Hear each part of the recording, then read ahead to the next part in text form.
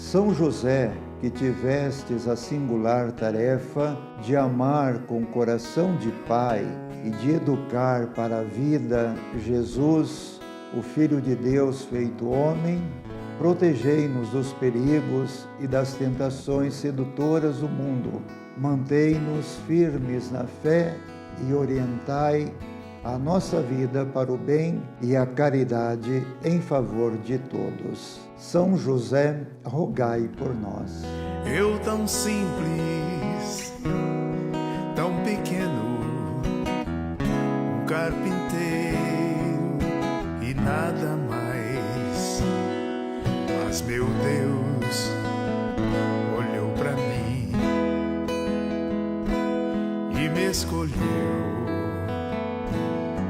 pra ser pai do filho seu. E eu disse: glorioso patriarca São José, cujo poder consegue tornar possíveis as coisas impossíveis, vinde em minha ajuda nesses momentos de angústia e dificuldade. Tomai sob a vossa proteção as situações tão graves e difíceis que vos confio, para que obtenham uma solução feliz. Meu amado Pai, toda a minha confiança está colocada em vós. Que não se diga que eu vos invoquei em vão, e dado que tudo podeis junto de Jesus e Maria, mostrai-me que a vossa bondade é tão grande como o vosso poder. Amém. São José, rogai por nós. Então nós vamos continuando a nossa colocação sobre São José. Nós falamos no primeiro módulo sobre o plano de Deus para São José na história da salvação. Lembramos que de São José nós temos muito para conhecer. Lembramos que existe uma josefologia, ou seja, que existe um estudo sobre São José, e lembramos, portanto, que dele muita coisa foi escrito e muito nós podemos conhecer a seu respeito. Depois desta introdução, nós vamos, neste outro módulo, procurar colocar um pouco a pessoa de José. Primeiro, ele como judeu, ele no seu ambiente histórico, na sua realidade, como ele viveu antes de se tornar o esposo de Maria. Depois nós vamos entrar já no matrimônio de São José e assim por diante, vendo todas as outras realidades que dizem respeito a ele. Por isso, de São José, os evangelhos nos transmitem pouca coisa, quase nenhuma palavra. Mas o que os evangelhos falam de São José é que ele foi um homem que agiu, um homem de ação, um homem que soube agir silenciosamente, escondido. E como o Papa Francisco disse, José é uma pessoa extraordinária, tão próxima da condição humana, ou seja, da nossa condição. E ele realizou algo de extraordinário aos olhos de Deus, mas de uma maneira simples, na sua vida normal.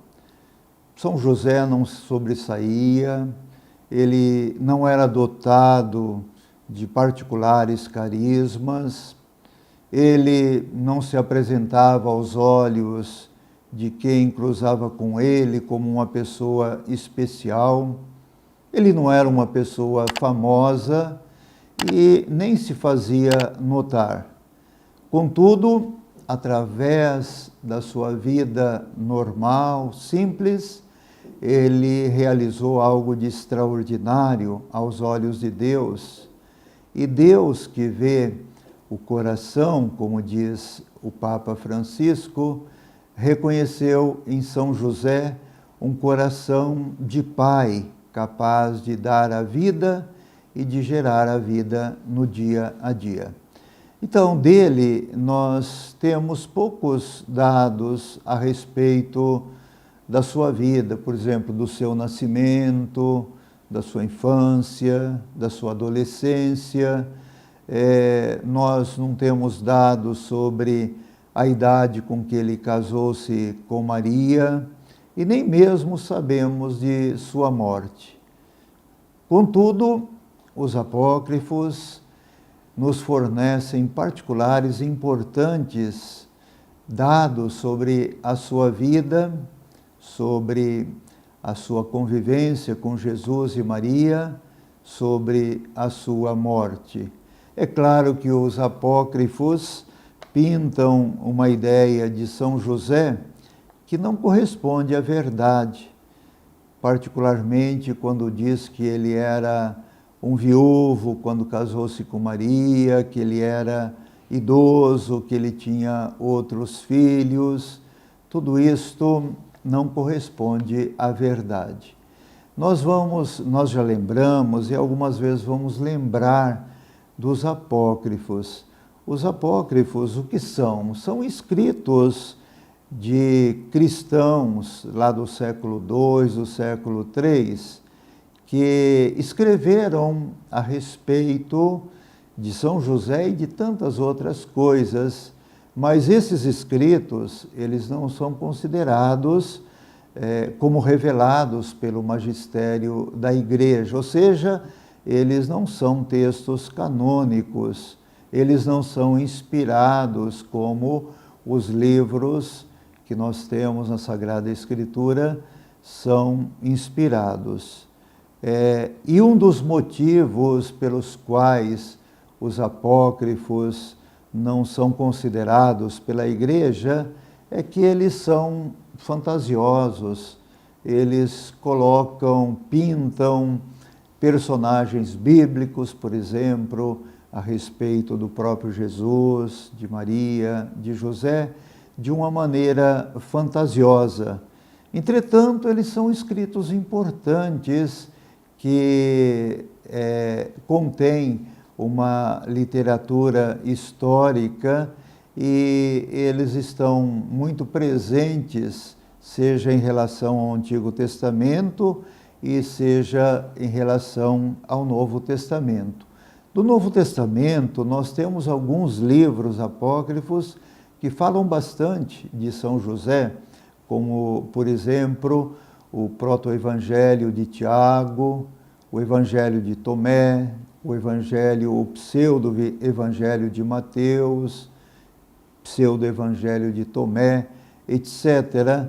Tudo isso daí vai servir para ilustrar a pessoa de São José, mas a sua visão é uma visão imaginária, fantasiosa, como nós falamos, que influenciou bastante, seja a literatura, seja a pintura, seja a iconografia e seja também a própria teologia que deu a São José certas tintas, certas realidades que foram absorvidas pela cultura, pela tradição, pela história.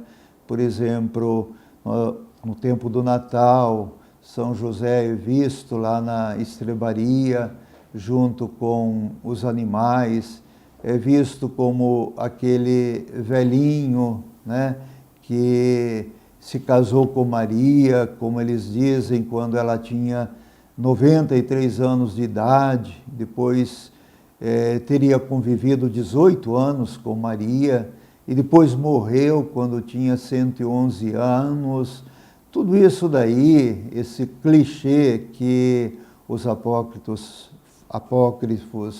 falam, relatam sobre São José, ou sobre Nossa Senhora, ou sobre Jesus, precisa ser entendido. Nós não podemos nos ater àquilo que esses escritos falam a respeito de São José, a respeito da sua vocação, do seu chamado junto de Deus e junto de José e de Maria, portanto. Então, nós falamos que de São José nós não sabemos tudo. Falamos que temos muita coisa para conhecer sobre ele.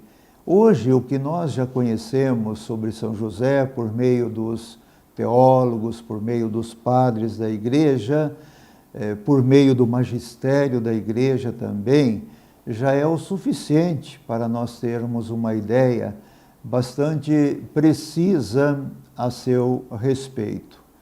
É bom que nós lembremos que o nome de São José é citado no Evangelho, ou nos Evangelhos, 14 vezes, e os evangelistas dedicam a eles 26 versículos, mas não mencionam nenhuma palavra a seu respeito. Tudo isto é para o que os evangelistas tiveram em mente, é que eles estavam mais preocupados, como nós já lembramos, em relatar os fatos que diziam respeito à vida de Jesus e até de Maria também.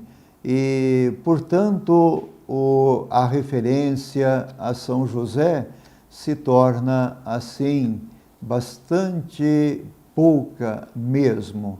Sabemos também pela tradição. Por exemplo, nós temos um escritor, historiador judeu, que viveu lá pelos anos 110, 180, depois de Jesus, chamado Egípcio, e ele falou que José, por exemplo, tinha um irmão que se chamava Cleofas, mas isso não está no Evangelho e nós devemos então levar em consideração somente aquilo que os Evangelhos colocam, porque para nós fazermos teologia, nós precisamos, sobretudo, de nos basear nos Evangelhos. Portanto, as referências que nós temos sobre São José são poucas, são mais os apócrifos, como nós já lembramos, mas as informações da Sagrada Escritura, sobretudo dos Evangelhos, são preciosíssimas, importantíssimas para nós referenciarmos a pessoa e a missão de São José. Particularmente, como nós vimos também, os Evangelhos da infância de Jesus, que relatam fatos bem concretos sobre a vida de São José, sobre o ministério de São José. Então, se nós formos olhar os Evangelhos da infância, nós podemos, assim, reconhecer uma espécie de biografia de São José. O que os Evangelhos falam a respeito de São José e que é importante nós levarmos em consideração? Por exemplo, eu não vou citar agora os números dos capítulos e versículos dos evangelistas, basta ler o Evangelho de Mateus, capítulo 1, capítulo 2, e de Lucas, sobretudo, o capítulo 1 e o capítulo 2, que já vão compreender, saber todas essas informações que os evangelhos falam a respeito dele. Por exemplo, fala que ele era descendente de Davi, uma informação muito importante, porque no plano de Deus, o Messias devia vir da casa de Davi. E José foi aquele que deu a descendência davídica para Jesus. Os evangelhos falam que ele era o esposo de Maria, outra informação importantíssima que decorre daí toda a sua grandeza. Os evangelhos também falam que José era conhecido como pai de Jesus. Portanto, quando nós falamos que São José é o pai de Jesus, nós estamos nos fundamentando naquilo que os evangelhos falam a respeito dele. Outra coisa importante, os evangelhos dizem que São José teve o seu anúncio, assim como Maria também teve o seu anúncio. E no seu anúncio, no sono, quando ele teve os sonhos, ele ficou perplexo diante do mistério da encarnação de Jesus no seio de Maria, sua esposa. Daí tudo aquilo que nós consideramos a respeito da dúvida de São José diante desse mistério. Os evangelhos relatam que José foi com Maria a Belém para fazer o recenseamento lá em Belém, sua cidade, e Maria foi junto com ele. Outro dado importante, relatam que José esteve com Maria lá na gruta de Belém, onde Jesus nasceu, depois que ele fugiu para o Egito juntamente com Jesus e Maria, e lá ele viveu no Egito por alguns anos e depois voltou para Nazaré. Fala que José foi ao templo junto com Maria, levando o menino Jesus para o apresentar ao Senhor, para fazer o resgate dele. Tudo aquilo são dados muito importantes para nós considerarmos a respeito do mistério, do ministério de Jesus, pois os evangelhos ainda falam que José era um carpinteiro, era esta a sua profissão. Nós vamos depois abordar esse tema um pouco melhor. Outra coisa importante que os evangelhos falam a respeito de Jesus, sobretudo Mateus, é que José era um homem justo. Nós vamos depois compreender o que significa ele ser justo. E, portanto, tudo isso daí, os evangelhos deixam essa realidade de que ele estava com uma missão muito importante diante dos olhos de Deus. E nós precisamos analisar todas essas referências que os evangelhos nos transmitem para nós descobrirmos a fisionomia e a missão de São José. Portanto, é importante que nós levemos em consideração que de São José nós temos muita coisa para conhecer, para falar, para considerar ao seu respeito.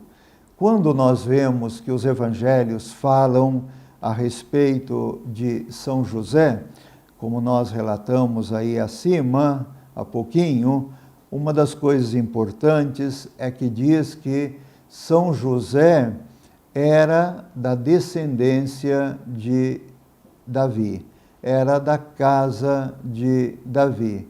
E este fato ocupa um lugar muito importante na descrição de Mateus e de Lucas, para dar a conhecer que José tinha esta função, esta missão de dar a descendência davídica a Jesus.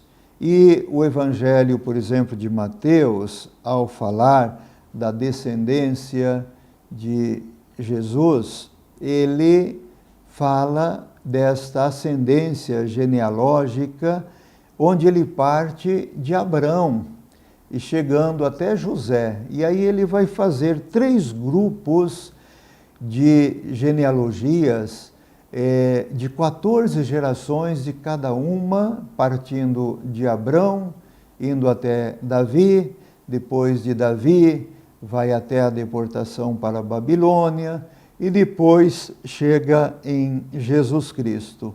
E a intenção de Mateus, quando relata essa genealogia que termina lá em José, era demonstrar realmente a descendência davídica de Jesus dentro do povo de Israel. E essa descendência davídica veio justamente de José. Depois nós temos também o relato da mesma descendência davídica, mas na ótica de Lucas, que procura ligar Jesus não apenas a Abrão, como fez Mateus, mas procura ligar a descendência de Jesus a Abrão, aliás, a Adão, para ampliar a visão universal da presença de Jesus, ou seja, que Jesus veio para toda a humanidade e não só para o povo de Israel, conforme o povo de Israel esperava. Então, esta colocação, assim, seja de Mateus, seja de Lucas, é muito importante para que nós lembremos a presença de São José. Naturalmente, tem toda uma explicação por que Mateus teve uma genealogia um pouquinho diferente na sua visão daquela de José. E alguns estudiosos lembram que a genealogia relatada por Mateus é aquela de fazer uma referência aos antepassados naturais de José, ou seja, colocando José, que tinha como pai Jacó. Já a descendência de Lucas, que é também um pouquinho diferente na sua visão daquela de Mateus, para colocar que José era o pai de Jesus, mas tinha na sua descendência Eli. E aqui nós vamos depois poder entender o porquê que Lucas fala que o pai de Jesus, ou, aliás, o pai de José era Eli, e porquê que Mateus fala que o pai de José era Jacó. É devido a essa visão dos evangelistas e de outra realidade também que nós vamos procurar explicar mais para frente. Então, na genealogia de Mateus, José é visto como o esposo de Maria, e já Lucas vê José como filho de Eli. E São Jerônimo, que foi um grande estudioso da Bíblia, ele até dá essa afirmação, essa explicação que nós já lembramos aqui, que Jacó era o filho, Jacó era o pai de José, segundo a sua natureza, enquanto que Eli era o pai de José, segundo a lei. Essa explicação tem razão de ser em vista de uma lei que existia entre os judeus, chamado a lei do levirato, que está lá em Deuteronômio 25, no início de Deuteronômio, e dizia que se o marido de uma mulher se casasse com ela e não suscitasse um filho, uma descendência dela, e ele morresse, portanto, o irmão desse marido se casava com a mulher para suscitar uma descendência dessa mulher que tinha o seu marido morto. E assim, nesse sentido, o que acontecia? Acontecia que aquele filho daquela viúva era filho do casamento, do segundo casamento em ordem natural. E era filho do primeiro casamento, ou do primeiro marido, em ordem assim legal. Era uma lei que existia entre os judeus para preservar a descendência deles, né, para poder assim ter esta continuidade na genealogia dos próprios judeus. Então, essa é uma explicação quando a gente vai ler os evangelhos de uma maneira bastante mais minuciosa, nós vamos encontrar essa verdade. Eli, o primeiro marido, portanto, veio a falecer sem filho, e o seu irmão Jacó casou-se com a viúva e com ela gerou então José. E, portanto, Eli, nesse caso, é o pai legal e Jacó é, nesse sentido, o pai. Aliás, Jacó é o pai natural e Levi, ou Eli, melhor dizendo, é o pai legal. Essas explicações é para nos tirar um pouquinho a dúvida a respeito do pai de José, se era o Eli ou se era justamente Jacó. Essas explicações também foram dadas por outros padres da igreja, por exemplo, por Santo Ambrósio, por São Jerônimo, por Santo Tomás de Aquino e até por Santo Agostinho também. E isto mostra aí a descendência de José. Quando nós vamos olhar a pessoa de São José, nós lembramos que os evangelhos dizem que ele era chamado José. O nome José era muito comum entre os judeus. Esse nome na língua hebraica, Joseph ou Joseph, que significava, ou que significa, Javé acresça, Javé faça crescer. Então, aumento, crescimento. Nesse sentido, o nome de José quer dizer aquele que cresce, aquele que é grande aos olhos de Deus. Eis o significado do nome de José. Esse nome, José, é citado na Bíblia, seja no Antigo como no Novo Testamento, 118 vezes. E era muito comum, como nós falamos, entre os judeus. E a tradição dos judeus para o nome José, e é o que significa esse nome, além daquele que nós afirmamos, aquele que cresce, aquele que aumenta, dá um significado muito bonito a esse nome. Diz que José é aquele que tem uma personalidade, que transmite calma, que transmite tranquilidade, que tem certas qualidades de ser uma pessoa honesta, uma pessoa legal ou leal, uma pessoa metódica, que sofre com os problemas alheios, uma pessoa que possui uma força de vontade muito grande, que não se deixa abater pelos obstáculos.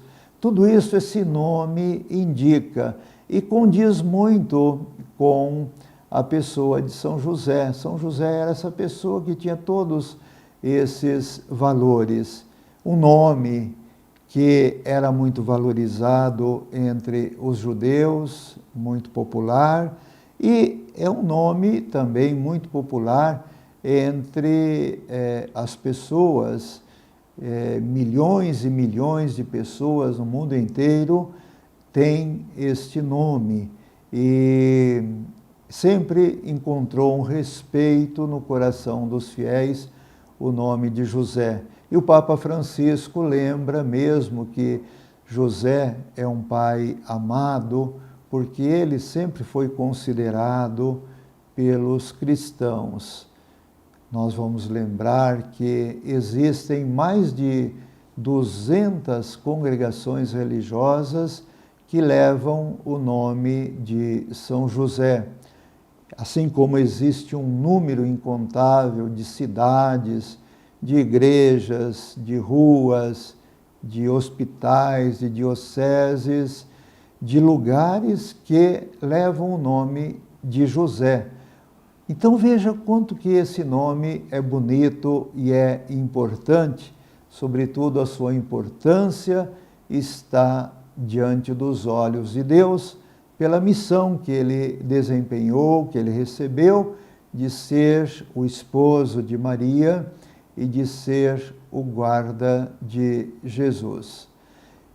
Nós podemos ainda, lembrando de São José, que ele era uma pessoa comum do seu tempo, viveu uma vida conforme viviam os adolescentes, os jovens do seu tempo, ou seja, nada de extraordinário que um judeu vivia naquele tempo, a não ser dedicar ao seu trabalho, a não ser a frequência às sinagogas aos sábados, que era para eles um preceito, a observância das leis de Deus, os seus costumes, que era muito arraigado nos corações de cada judeu, né?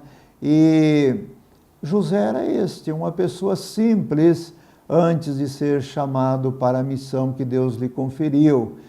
Como todo jovem, ele tinha esse sonho, essa aspiração de um dia se casar, de um dia constituir uma família.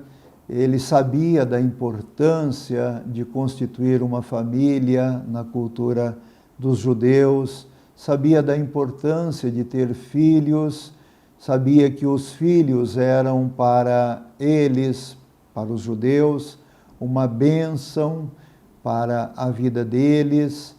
Os filhos eram considerados, como dizia um salmo, como flechas nas mãos de um guerreiro, e era feliz o homem que tivesse essas flechas em suas aljavas. Então, ele via que constituir uma família, que casar-se, que ter filhos, era uma bênção de Deus para a sua vida. E assim que ele imaginava mesmo levar a sua vida como uma simples pessoa, um trabalhador que morava aonde? Em Nazaré, como nós sabemos. Nazaré era um lugarejo, um lugar que tinha aí, segundo dizem os estudiosos, o comprimento de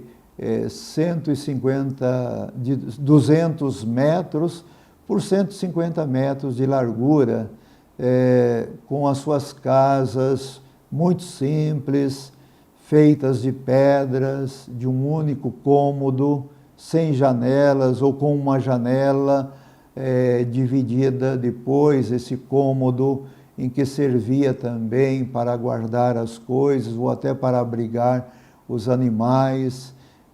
Construções, portanto, simples, de pedra, de barro. Nazaré, o que era? Era esse lugarejo, 300 ou 500 pessoas que existiam ali, não mais do que isso, talvez 50, 80, 100 famílias, não mais do que isto, viviam neste lugarejo onde todos se conheciam. Era um lugar desconsiderado no Império Romano e desconsiderado até entre os judeus. Achavam que Nazaré era um lugar de onde não se podia vir nada de bom. Tanto é verdade que o evangelista João coloca essa referência. Pode vir alguma coisa de bom de Nazaré?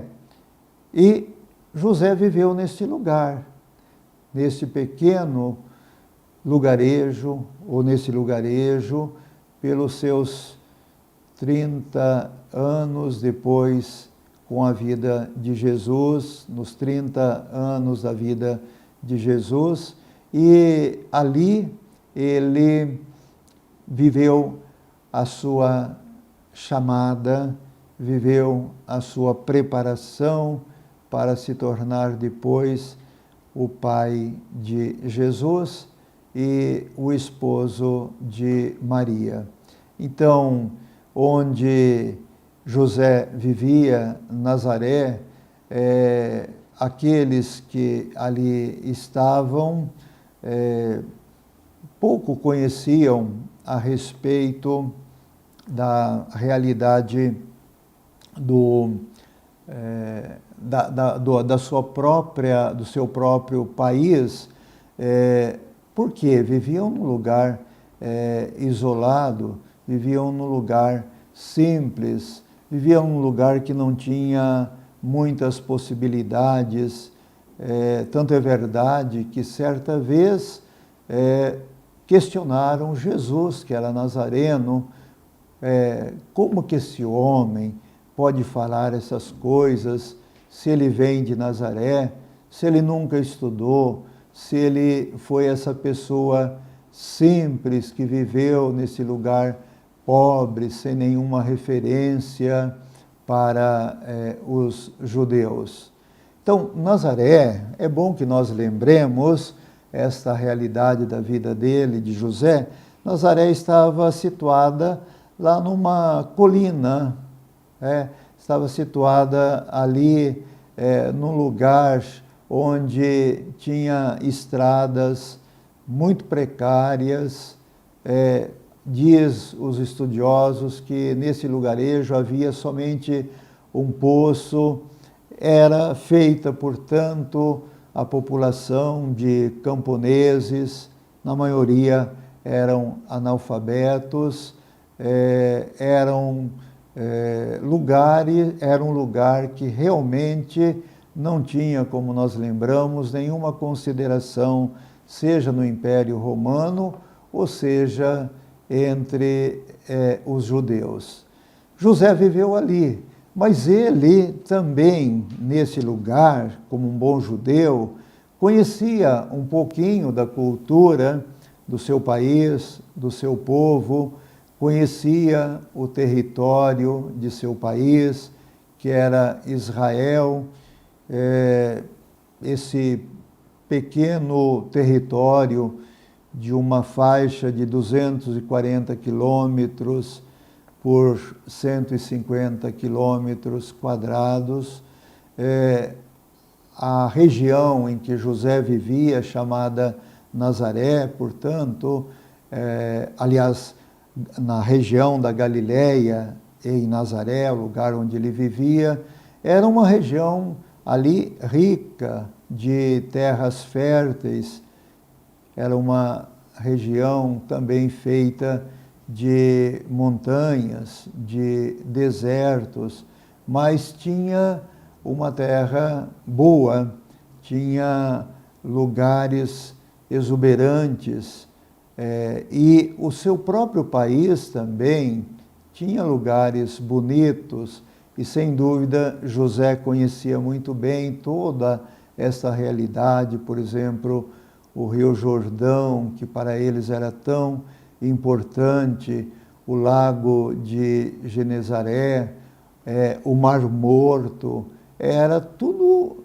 realidade, toda a realidade que José muito bem conhecia, assim como conhecia também a geografia do seu país, porque ele tinha estudado tudo isso na escola, na sinagoga, sabia que o seu país tinha as suas características, a divisão de regiões, sobretudo a Galiléia, a Samaria e a Judéia, e na Galiléia é que ele vivia, e portanto ele conhecia toda esta realidade, ele sabia da importância do Rio Jordão para o seu povo, conhecia o mar da Galiléia, porque ali o pessoal da sua região vivia com a pesca, sabia que este lago, chamado também Mar da Galiléia, era muito importante, com seus 45 metros de profundidade, com os seus 11 quilômetros de largura. Sabia que o Rio Jordão era importante não só para a história do seu povo, mas que ele ia desaguar depois lá no Mar Morto, alimentar o Mar Morto. Sabia que o Jordão foi o lugar onde João Batista, que José depois irá conhecer, sem dúvida, foi aquele que batizou, que pregou a chegada de Jesus ali para todo o povo de Israel. Sabia da importância, portanto, de toda esta realidade que tocava a sua cultura, o seu povo, a sua história, seja esses lugares importantes, seja a realidade do seu país, porque José, ele nasceu no tempo da dominação romana. O seu país tinha sido sempre palco de disputa de outros países ou de outros povos, e no ano de 63, antes de Jesus nascer, ele sabia pela história que o seu povo estava sob a dominação dos romanos, os romanos que tinham vindo ali, que tinham trazido para o seu país progresso, novidade, tinha trazido coisas novas, tinha trazido também construções diferentes, ou seja, tinha mudado um pouco a fisionomia do seu país. Ele conhecia bem a realidade do templo, que era o centro da vida do seu país, onde se adorava o Deus verdadeiro, e, portanto, ele levava em consideração a importância desse local, desse lugar, na sua história, no seu povo. Ele sabia também que, como um povo submisso aos romanos, ao Império Romano, sabia que havia a ânsia, o desejo, o sonho do seu povo de um dia se libertar desta escravidão, dessa dominação romana.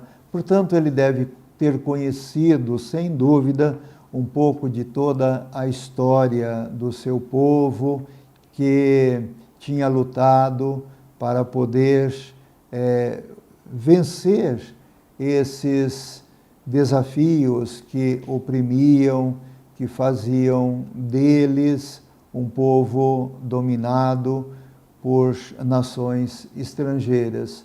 Tudo isto, São José realmente, quando era jovem, quando estudava na sua escola da Galiléia, deve ter conhecido, deve ter, assim, vivenciado no seu dia a dia.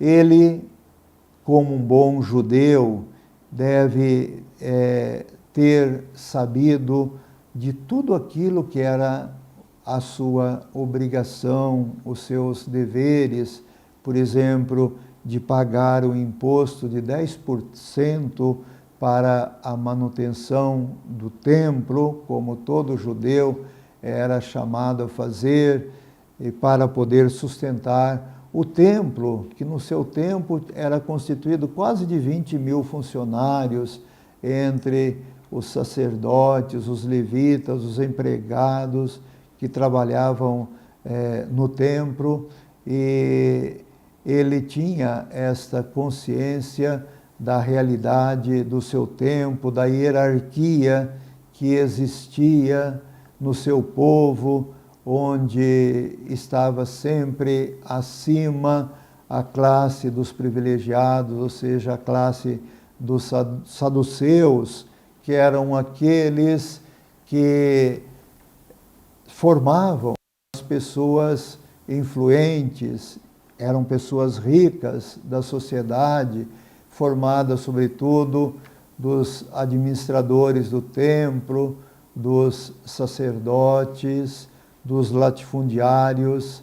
Ele sabia que eu tinha conhecimento, porque tinha estudado aquela situação do privilégio que esses gozavam, sabia que esses poderosos apoiavam o governo de Roma para poderem se manter no poder, sabia que os cidadãos judeus eram oprimidos pelo governo de Herodes, que governava a sua região, que Herodes era um impostor, que era um cruel,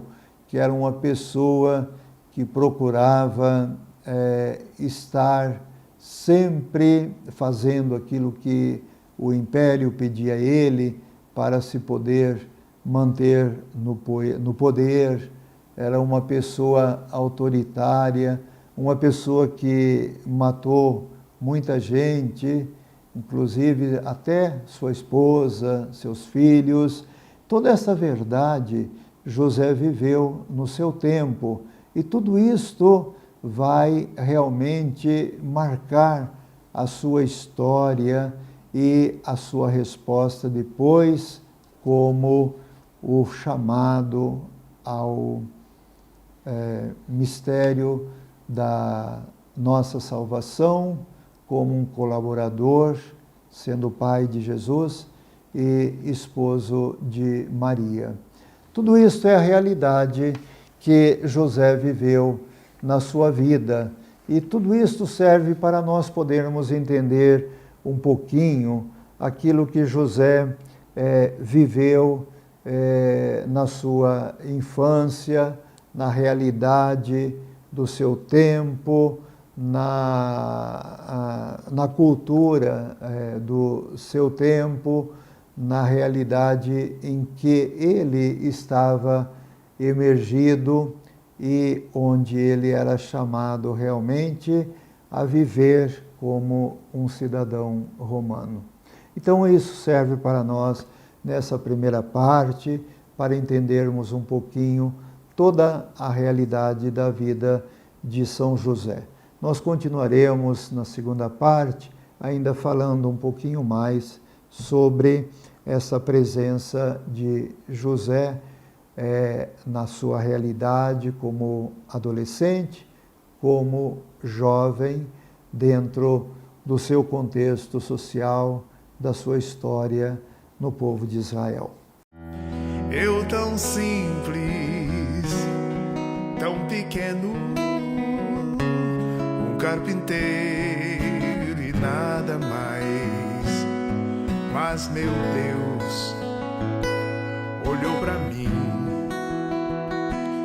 e me escolheu para ser pai do filho seu. E eu disse: